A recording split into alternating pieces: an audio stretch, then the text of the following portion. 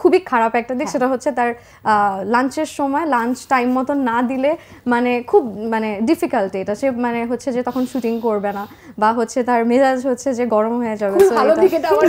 না না, এটা খুবই ঝামেলা, সান পড়ে যাচ্ছে এইদিকে, তাকে ভাত খেতে দেওয়া লাগবে, এটা খুবই সমস্যার একটা জিনিস। এটা তো ডিরেক্টর ইমরান রাফাত বললে ঠিক ছিল, অন্য ডিরেক্টর বললে ঠিক ছিল না না, এটা খুবই মানে আমার কাছে ভালো লাগে না এটা একদমই।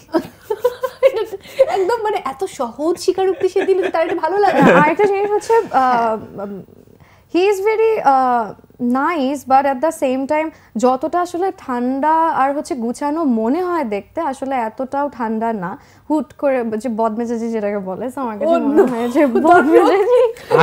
না আমি বলবো যে I can say the exact same thing with her as well, ঠিক আছে? ও মোর ম্যাচিউর না না, তটিনি ইজ লাইক মানে ও সবকিছুতেই নাইস, ভেরি কোনো কিছুতেই খেপতেছে না, আবার যখন ও খেপে যাবে ওই রাগটা ইজ ভয়ঙ্কর।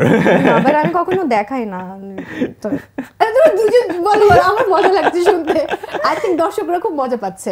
একটু কি তোমরা কোন একটা সিকোয়েন্স করে দেখাবে এই মুহূর্তে, ঝগড়া বা রোম্যান্সের? Oh my god, that will be very very difficult. এটা পারবো না এখন। তাহলে ভালো থেকো কোন একটা সিন, একদম শেষ দৃশ্যের কথোপকথনগুলো। না না না, it will be very difficult, কারণ আসলে অন স্ক্রিনে আমরা যতটা হচ্ছে সিনসিয়ার থাকি, অফ স্ক্রিনে আমরা ততটাই মজা করি, সো এটা আসলে হবে না ঠিকঠাক মতো। আমি রিস্ক নিতে চাচ্ছি না। তুমি কিছু বলো, কারণ এরকম যারা জুটি হয়ে এসেছে সবাই অলমোস্ট তাদের কাজের কিছু না কিছু একটা অংশ না, আমরা আসলে এটা পারবো না, আমাদের আসলে মেন্টালি টাইম চলে যাবে, আমরা নিজেদের হাসি থামাতে পারবো না, তারপরে মানে